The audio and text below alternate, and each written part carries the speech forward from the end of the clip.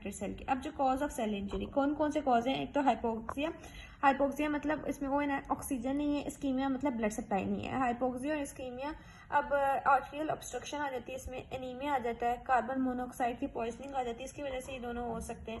फिर toxin, toxin में हमारे पास कुछ भी आ जाता है, मेटल्स आ सकते हैं, इंसेक्टिसाइड्स, पोल्यूटेंट्स आ जाते हैं, carbon monoxide, asbestos, cigarette smoke, ethanol, drugs, ठीक है।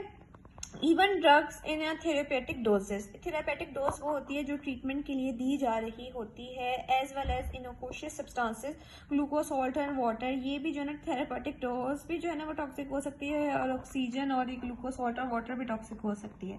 फिर इन्फेक्शन एजेंट्स की बात करते हैं, ठीक है, ये है infection agents. All type of disease causing pathogens, ठीक है, सारे इन्फेक्शन एजेंट्स में जाते हैं। इम्यूनोलॉजिकल रिएक्शंस, ठीक है, इम्यून सिस्टम रिएक्ट करते हैं। एक तो इम्यून सिस्टम अपनी बॉडी ओन टिश्यू के इर्द जो है ना वो रिएक्ट कर सकते हैं। एक ये है कि कोई एलर्जी की चीज़ आई है, उसके इर्द जो है वो एनवायरनमेंट की कोई तरफ से एलर्जी की चीज़ आई है तो उस पर रिएक्ट करने को, उसको भी इम्यूनोलॉजिकल रिएक्शंस में आ जाते हैं। तीसरी ये है कि माइक्रोब आया है, ठीक है, एक तो ये एलर्जी का सब्सटेंसेस है, फिर माइक्रोब आए खुद के इर्द गिर्द के टिश्यू, उसमें क्रोनिक इम्यून रिस्पॉन्स आ जाता है। फिर जेनेटिक एबनॉर्मेलिटीज आ जाती हैं कि अगर मिसफोल्डेड प्रोटीन है या डीएनए में कोई प्रॉब्लम है या डीएनए सही से नहीं बना या फिर जो डैमेज डीएनए उसकी एक्यूमुलेशन हो रही है, सारे जो है ना वो सेल डेथ को ट्रिगर कर रहे होते हैं, जिसकी वजह से वो रिपेयर नहीं हो पाता। और इसमें डाउन सिंड्रोम आ जाता है, सिकल सेल एनीमिया आ जाता है। देखो इसमें भी जो है ना उसकी प्रॉब्लम आ रही है ना, सिकल सेल एनीमिया में म्यूटेशन हो रही है तो उसमें भी जो है वो डेथ हो जाती है।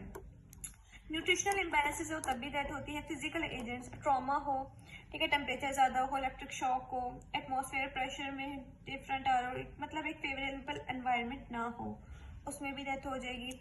एजिंग, सेलुलर एक एज नहीं हो जाएगी, वो सारे काम थक गए, इसमें भी यही होता है। अब हमारे पास आते हैं रिवर्सिबल सेल इंजरी की तरफ। रिवर्सिबल सेल इंजरी क्या होती है कि मॉर्फोलॉजी जो है वो सेल की चेंज हुई है, ठीक है, मॉर्फोलॉजी मतलब उसकी सेल में और उसके टिश्यू में जो है ना वो अल्टर स्ट्रक्चर्स हुए हैं, इस पर मॉर्फोलॉजी की चेंज हुई है, उसको स्ट्रेस का सामना करना पड़ा है, लेकिन जब स्ट्रेस रिमूव करेंगे ना तो वो सेल जो है अपनी नॉर्मल हालत की तरफ आ जाएगी, जैसे हम लोग रिवर्सिबल सेल इंजरी बोलते हैं।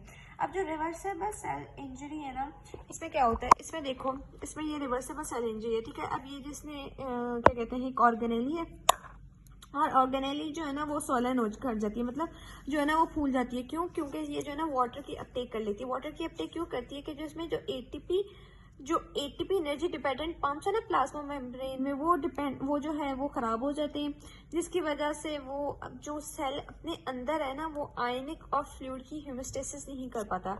होमोस्टेसिस मतलब एक इंट्रासेलुलर एनवायरनमेंट जो आयंस का है या फ्लूइड का है वो मेंटेन नहीं कर पाता, इसकी वजह से वाटर अंदर आने लग जाता है और स्वेल हो जाता है ये सेल, ठीक है, ये रिवर्सिबल हो जाता है। और इसमें क्या क्या होता है, इसमें साइटोप्लाज्म में ये हो सकता है कि लिपिड्स एक्यूमुलेट कर जाते हैं और डिजेनरेटेड ऑर्गेनेलीज। अब रिवर्सिबल इंजरी के हम लोग मॉर्फोलॉजिकल चेंजेस देखते हैं, एक तो ये है कि सेलुलर स्वेलिंग हो रही है, दूसरी फैटी चेंजेस, और तीसरी अदर हम लोग इसके बारे में पढ़ेंगे। सबसे पहले बात करते हैं सेलुलर स्वेलिंग की। अब देखिए सेलुलर स्वेलिंग हमने देखा है कि इसकी जो है ना ये मेम्ब्रेन है, इसकी परमेबिलिटी इंक्रीज कर जाती है। अब इसके ग्रॉस फीचर्स कहेंगे, देखो दो फीचर्स आएंगे, एक ग्रॉस फीचर्स और एक माइक्रोस्कोपिक फीचर्स। अब ग्रॉस और माइक्रोस्कोपिक हमने इसमें कहाँ पढ़े हैं, हमने मॉर्फोलॉजी में पढ़े हैं ना, तो मॉर्फोलॉजी में ग्रॉस और क्या कहते हैं माइक्रोस्कोपिक फीचर्स दोनों आएंगे। तो ग्रॉस में ये है कि पैलर, ठीक है, मतलब कैपिलरीज की वजह से जो है उसको सप्लाई नहीं हो रही ब्लड की, तो पैलर फील होगा, ठीक है। उसके बाद टर्गर ज़्यादा हो जाएगी, बहुत ज़्यादा वो टेंस टाइप सा हो जाएगा, और उसका जो ऑर्गन वेट है ना वो भी ज़्यादा हो जाएगा, ठीक है। Compression of the capillaries, increase turgor, increase in organ weight, ये सारा ग्रॉस में। देखो माइक्रोस्कोपिक में अगर हम लोग बात करें तो माइक्रोस्कोप में आती है कि जो साइटोप्लाज्म में है ना स्मॉल क्लियर वैक्यूल्स, ठीक है, स्मॉल क्लियर वैक्यूल्स हमें नजर आएंगे साइटोप्लाज्म में। और ये क्यों नजर आ रहे होते हैं, ये एक्चुअली जो है एंडोप्लाज्मिक के पिंच्ड ऑफ सेगमेंट्स होते हैं, ठीक है। ये देखिए, ये अगर एंडोप्लाज्मिक रेडिक्यूलम है, इसके जो पिंच्ड ऑफ